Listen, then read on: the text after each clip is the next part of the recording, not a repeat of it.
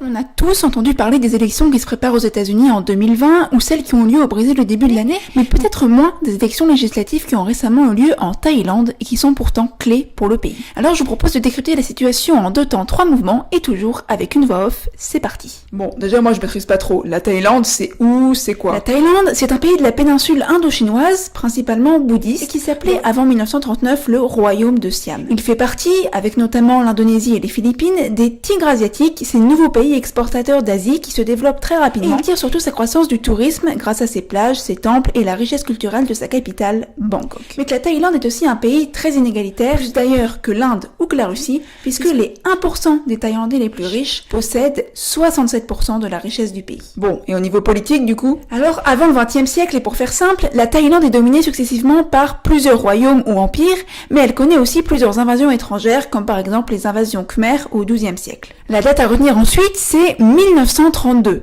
une date où intervient un événement un peu surprenant, une révolution de 3 heures menée par le Parti du Peuple qui regroupe seulement une centaine de personnes, mais qui met fin à la monarchie absolue. Du coup, depuis 1932, le pays est une monarchie constitutionnelle, c'est-à-dire que le roi est chef de l'État et des armées, mais qu'une constitution est censée limiter ce pouvoir. Aujourd'hui, du coup, au pouvoir en Thaïlande, on a le roi Ramadis, qui a succédé en 2016 à son père Rama IX, qui avait régné 70 ans sur le pays, et Ramadis devrait d'ailleurs être intronisé en mai prochain. Bon, j'aimerais aussi vous parler d'un autre homme politique important, il s'appelle Thaksin Shinawatra, et c'était le premier ministre de 2001 à 2005, mais il reste très populaire en Thaïlande, en partie pour ses réformes sociales, comme la sécurité sociale, les bourses scolaires, le moratoire sur les dettes, ou alors l'accès au microcrédit. Il était très apprécié, mais en revanche, il a réprimé de manière autoritaire le trafic de drogue et les manifestations de la minorité musulmane du sud du pays, et il est aussi accusé d'avoir emprisonné un défenseur des droits de l'homme et d'être impliqué dans des scandales d'évasion fiscale. Du coup, il a divisé le pays entre les ruraux qui le soutiennent et les élites urbaines qui l'apprécient moins et qui le qualifient de populiste. Et aujourd'hui, il en est où? Eh bien, il a été contraint à l'exil lors du coup d'état de l'armée de 2014, on va en reparler tout de suite. Bon, ça c'était les grandes lignes, mais Si on examine l'histoire politique récente du pays, il se passe quoi? Eh bien, tout n'est pas si rose. La preuve, depuis 1932, l'armée a effectué 20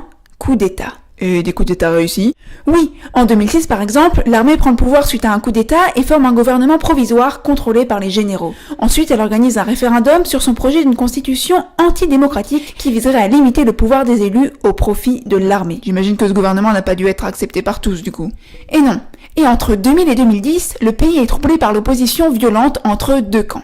Les chemises jaunes et les chemises rouges. Les chemises jaunes, ce sont les membres d'une élite urbaine conservatrice, partisans de la monarchie. Et les chemises rouges, ce sont des populations moins aisées qui vivent surtout dans les campagnes rizicoles du nord du pays et qui sont, elles, favorables à la démocratie. Ensuite, je vous passe les détails, mais pour faire court, le système politique de Thaïlande s'éloigne de plus en plus de la démocratie, la preuve avec ces exemples. En 2014, le nouveau coup d'état de l'armée annonce le retour de la censure. En 2015, le crime de lèse-majesté est restauré et permet de condamner tout citoyen accusé d'atteinte à l'image du roi ou de ses proches. Et puis en 2016, une nouvelle constitution approuvée par référendum sert en fait à maintenir l'influence des militaires puisqu'elle met en place un système un peu spécial. Il s'agit d'un système bicaméral avec d'un côté une chambre basse composée de 500 députés élus, mais de l'autre un sénat constitué de 200 membres désignés uniquement par les militaires. Du coup, vous avez compris, même si un parti démocratique remporte la majorité des voix à la chambre basse, le Sénat restera, lui, contrôlé par les militaires. En bref, si on devait résumer la situation politique du pays, eh bien, on a au pouvoir une monarchie qui est peu favorable à la démocratie, qui cherche à accroître son pouvoir et qui soutient en fait la junte militaire au pouvoir. Face à cette monarchie, on a quand même des partis plus démocratiques, comme celui de l'ancien premier ministre Thaksin Shinawatra,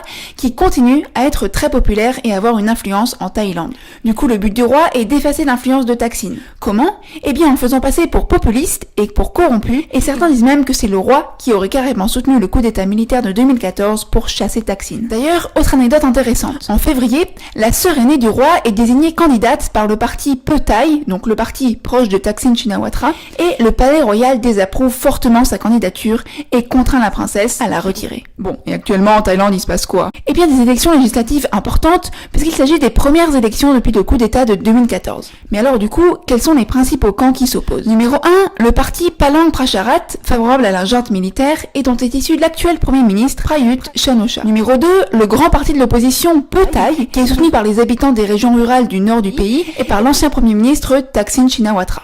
Numéro 3, le parti Nouvel Avenir, un nouveau parti soutenu par la jeunesse et les classes urbaines.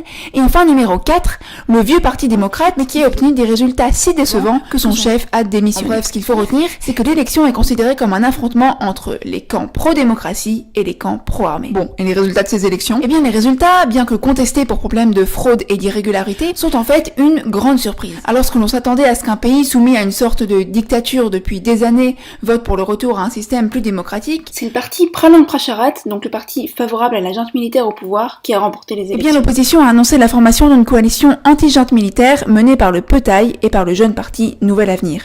Du coup, le but maintenant des deux partis qui sont arrivés en tête, ça va être de former une coalition et donc pour ça, d'essayer de rallier à leur cause le plus de petits partis possible. Et du coup, comment on peut analyser ces résultats? Eh bien, pour reprendre les analyses de plusieurs spécialistes, on peut retenir deux éléments importants. Le premier, c'est que l'objectif de la junte militaire serait de faire passer son régime dictatorial pour un régime autocratique, légitimé par des élections qui sont en fait truquées. On l'a vu, la nouvelle constitution permet à la junte de garder le pouvoir au Sénat, quoi qu'il arrive. Et le deuxième élément qu'on peut retenir, c'est qu'avec l'émergence de jeunes partis comme Nouvel Avenir, on passe d'un clivage spatial, à savoir une ville pro-monarchie contre la campagne pro-démocratie, à un clivage générationnel, c'est-à-dire une opposition entre les habitants plus âgés en faveur de la monarchie et les jeunes qui, eux, soutiennent de plus en plus activement la démocratie. Et d'ailleurs, pour terminer sur une note plus positive et sur un peu d'espoir, je vous invite à regarder le clip du groupe Rap Against the Dictatorship qui s'oppose ouvertement à la junte militaire. En attendant, les résultats officiels seront annoncés le 9 mai après l'intronisation du roi. Surtout, n'oubliez pas de regarder les sources en description pour en savoir plus et de me donner votre avis. On a tous l'envers des décors en 2 temps, 3 mouvements.